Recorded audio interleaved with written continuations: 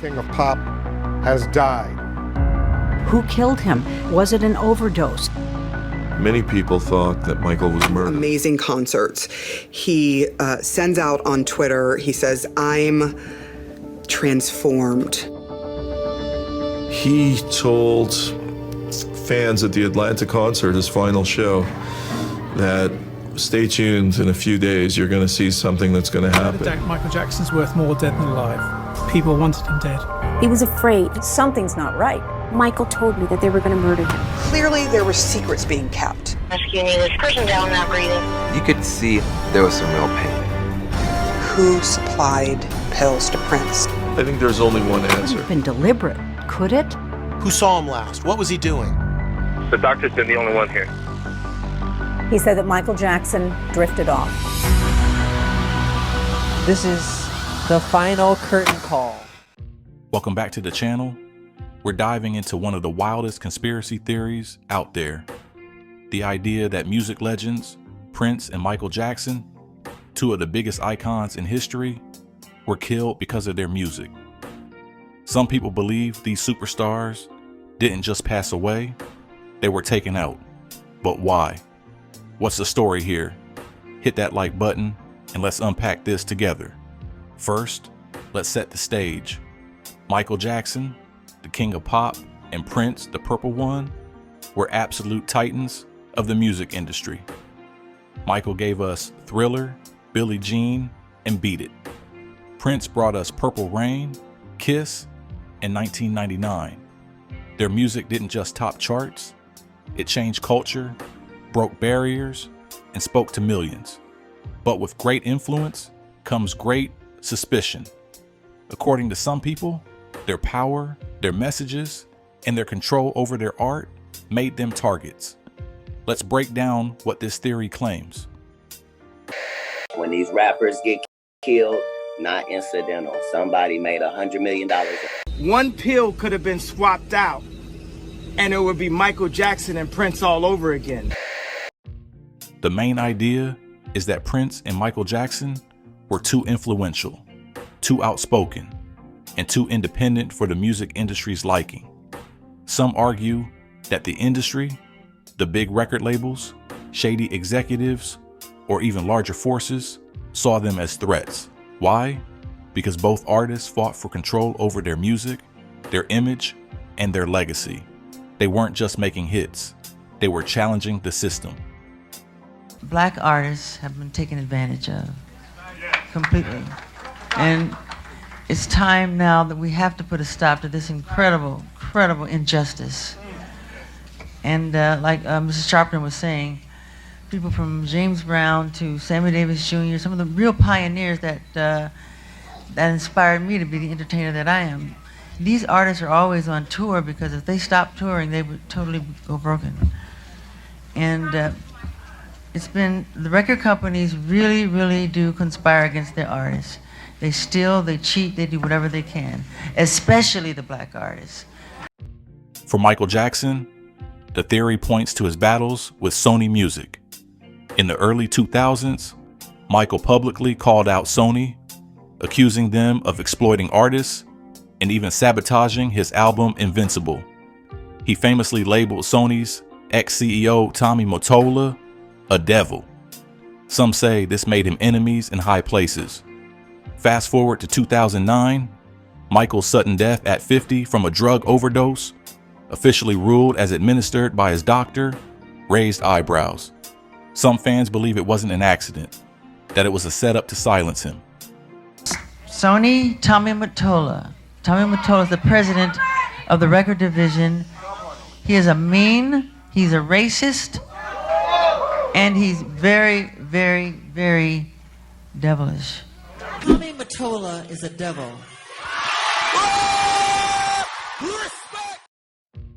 Then there's Prince. In the 90s, Prince famously changed his name to a symbol to protest his contract with Warner Brothers.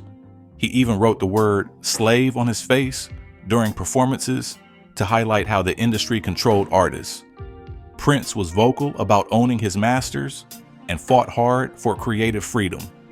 When he passed in 2016 at 57, officially from a fentanyl overdose, some fans cried foul, an accident, or something more sinister. On December 31st, 1999, my publishing contract with Warner Chappell expired, thus emancipating the name I was given before birth, Prince, from all long-term restrictive documents. I will now go back to using my name instead of the symbol I adopted as a means to free myself from all undesirable relationships. The price of CDs have skyrocketed while the quality of music has plummeted. And as long as middlemen create the means by which the consumer consumes, this will never change. The problem is not a complex one, and the solution is simple. Let the baker make the bread. I'm a musician, I make music. Okay, so why would anyone want to take out two music legends? The conspiracy points to a few motives. First, control. Both Prince and Michael were fiercely independent. They wanted to own their music catalogs, something worth millions, if not billions. Some claim the industry didn't like artists who could operate outside their grip. By owning their masters, Prince and Michael could dictate their own terms. And that's a big no-no in a profit-driven world. Second, their influence. These guys weren't just singers. They were cultural forces. Michael's music tackled race, love, and social issues. Prince pushed boundaries on gender, sexuality, and spirituality. Some theories go as far as to say their messages were too awakening for certain powers that be, whether that's the music industry or even bigger players. Some even tie this to wilder claims, like secret societies or government agendas, wanting to suppress their ability to wake up the masses. A 7-time Grammy winner and one of the groundbreaking figures in music history. You ready? Ladies and gentlemen, let's go crazy for the artist forever known as Prince. Albums still matter. Like books and Black lives, albums still matter. Tonight and always. And third, money. Michael's catalog, including the Beatles songs he owned, was a gold mine. Prince's music was too. If they were out of the picture, some argue others could profit from their estates without their resistance. But I think that there's one person who they really took down because he had too much power, and I believe that person was Michael Jackson. Wow. I truly believe that. And the reason I believe that is because you can look into the story. We had Deion Cole on Breakfast Club today. Deion Cole told us a story about how he got high with Paul McCartney, and Paul McCartney told him, Paul McCartney and Michael used to be real cool. Paul was telling Michael, like, yo, you got to get your business together. You got to get your business right. He told him about the publishing game. He bought the Beatles publishing. Michael ended up getting so big that he bought the Beatles publishing. The Beatles publishing was worth so much that literally Sony gave Michael Jackson half of their publishing company just to own the Beatles catalog. So whenever you used to see, look it up. Whenever you used to see Sony ATV, that was Sony, and ATV was Michael Jackson's publishing company, right? Imagine how powerful a black man is when he owns half of or majority of the music industry's publishing. And in some cases was even giving publishing back to some of the artists. He gave Little Richard his publishing back. I don't know how many people he did that to, but he gave Little Richard his publishing back. Look, in 2016, and this was 2016, Sony paid $750 million to acquire Michael Jackson's, 50% stake in Sony ATV Music Publishing, a joint venture that Jackson and Sony formed in 1995. This made Sony the sole owner of the world's largest music publishing company. I believe, this is all conspiracy theory. It's brilliant idiots, by the way. We just talking, this podcast. I believe that Michael Jackson had too much power in the music industry, had too much control over the most valuable asset in music, which is people's publishing. And I believe they had to take him out because of it. Smear his name, eventually get him up out of here. In 2016, they got it back for way cheaper than they probably would have paid if he was still alive. Now, let's talk evidence, or at least what some people point to. For Michael, fans highlight strange details around his death. His doctor, Conrad Murray, was convicted of involuntary manslaughter, but some believe he was a scapegoat. There's also Michael's own words. He reportedly told friends he feared for his life and was being watched. And then there's the timing. Michael was preparing for his This Is It tour, a massive comeback. Why would he risk it all with drugs? This is it. This is it.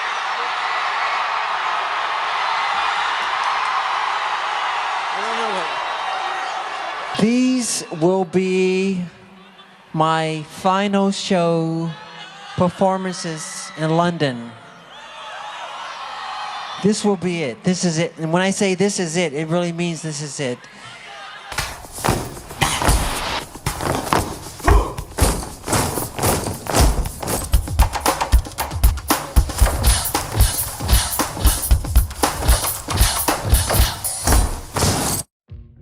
For Prince, the red flags include his sudden death just days after a reported hospital visit for a drug overdose, which some say was out of character for the health-conscious star. There's also a claim that Prince was working on exposing industry secrets or even political issues through his music. Some point to cryptic social media posts or interviews where he hinted at deeper truths. But here's the flip side. Both deaths were investigated. Michael's was ruled a homicide due to medical negligence, and Prince's was an accidental overdose. No concrete evidence has ever surfaced of foul play. Toxicology reports, autopsies, and police investigations found no signs of murder. So, is this all just fans grieving their idols and looking for answers? Or is there something we're missing? So, what do we make of all this? Were Prince and Michael Jackson really killed for their music? There's no smoking gun, no hard proof to say so, but the questions linger because their lives and their deaths were so extraordinary. Maybe it's less about the conspiracy and more about what their stories tell us. The cost of fame, the fight for creative control, and the power of music to challenge the status quo. What do you think? Are these just theories born from grief, or is there something deeper at play? Drop your thoughts in the comments below, and let's keep the conversation going. Make sure you hit that like button, subscribe, and hit the bell so you don't miss the next video. Thanks for watching. You're looking at the plug.